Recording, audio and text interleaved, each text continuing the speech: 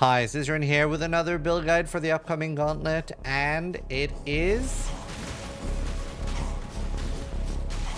Boneshatter Juggernaut. So this is going to be an incredibly tanky build with the main goal of getting you through the campaign so you can get to the oasis that is white maps. If you're not familiar with the gauntlet, it is an incredibly hard event that me and Viro make, and as you can see on the left, these are the mods during the campaign, so you are going to be absolutely destroyed. You really want to over level, focus hard on gear, especially for this build, and it is an onslaught of death. You will see just crazy amount of people dying in the yellow text, so prepare yourself for that. And generally there is a reason behind the fact that I've actually done hillock guides for the gauntlet, and that is because hillock is incredibly hard. You basically have to run around him counterclockwise and dodge and only hit when he's attacking thin air. So that's the TLDR, but we do have literal gauntlet guides on my YouTube for hillock. So very, very difficult. This build should be able to get you through the campaign, and once you get through the campaign, the white maps are incredibly safe. Now, the mods of white maps, they're not in addition to the campaign. Those are all the mods that are there, so they're actually very, very safe, especially if you're rolling them blue maps. Yellow maps are another story. Those are a bit of a death trap, and so is doing Uberlab, because that counts as a yellow map. But either way, if you like Boneshatter, if you like melee, this is a build that's going to serve you well in the gauntlet and will be incredibly tanky. So let's look into it.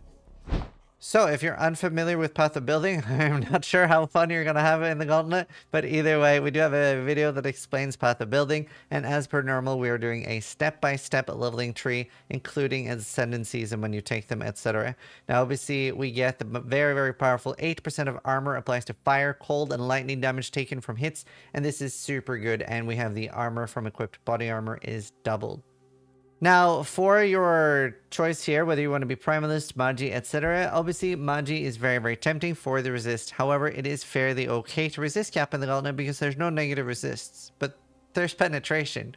So you will be getting 75% resist, you'll just still be taking a lot of damage. And the Primalist Ascendancy will be good as soon as you get charms that actually do anything, whether they be tanky charms, help you with spell suppression, or they're able to give you damage in any way, right? There's a lot of charms that you could try to look out for.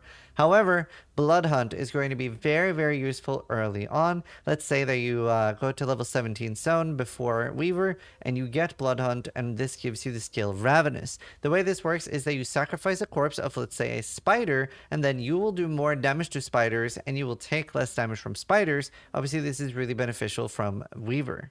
And Ravenous lasts the entire zone. It's not a buff that only lasts for 10 seconds. If you go to skills, you can see that we've broken it up into leveling groups, etc. like normal, so they're very easy to follow and you don't end up with a superfluous amount of gems. However, we are leveling with Splitting Steel, feels really, really early, and as soon as we can, we're getting Sunder. Splitting Steel is very powerful, but you also kind of want to stand next to enemies, and you might not want to do that in the gauntlet. Sunder, very, very good because it allows you to be further away from the enemy. And don't underestimate skill gems like faster attacks. They will look lower in path of building because they are less damage, but the power that comes with being able to attack and flee faster is very, very strong. So keep that in mind, and at the end game we are doing Bone Zone, and should be very, very good. Obviously Juggernaut gets so many tank nodes, and you also get like freeze immunity, etc. So very, very good. We have 81, 79, 79 max stress. You want to get as much chaos stress as you can, and all of the gear at the early game, etc. is very, very easy to follow. Now, while leveling, make sure you use the physical damage recipe, which is a blacksmith whetstone, a yellow or a blue rustic sash, and a weapon, and that will give you a weapon like this. Other than that, you're just going to have as much resist and all your stuff as possible, and important to know that you can craft resist on a white item. So maybe you care a lot about sockets early if you have a nice 4-link or something.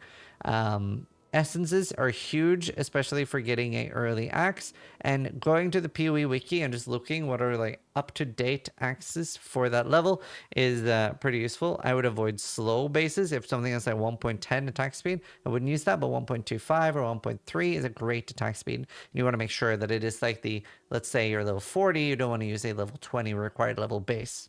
Very straightforward build, and obviously we do have a lot of notes and some extra gauntlet notes for this build as well. You really want to over level. Now obviously this build does not gain that much from leveling, right? You're not getting 15% more damage in Bone Zone per level. However, you really do want to focus on gear, so getting highly over leveled and a lot of extra skill points will help you, but also being able to just like farm essences, maybe like 9 or 8 levels below the zone you're in, would be pretty beneficial to you. Now, do remember, if you're more than 10 zones above a zone level, so if you're level 31 in a 20 zone, league mechanics will not spawn. So keep that in mind when you are over leveling. And yeah, a lot of people will stay 10 plus levels over the zone regardless.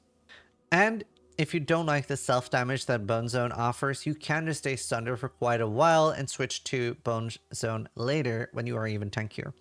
And obviously Sunder has like that nice thing there, you're pretty far away from the enemy, but at some point you will feel like your damage might be lacking a little bit. If you do manage to have good enough gear that Sunder feels fine for you, absolutely. Do whatever works for you. Get through that campaign, get to level 90 or 95 or whatever your goal is, and yeah, have a good time. I hope you guys have a blast in the gauntlet and try not to die as much as I do.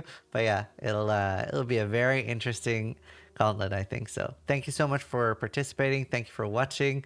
And yeah, try to die less than I do.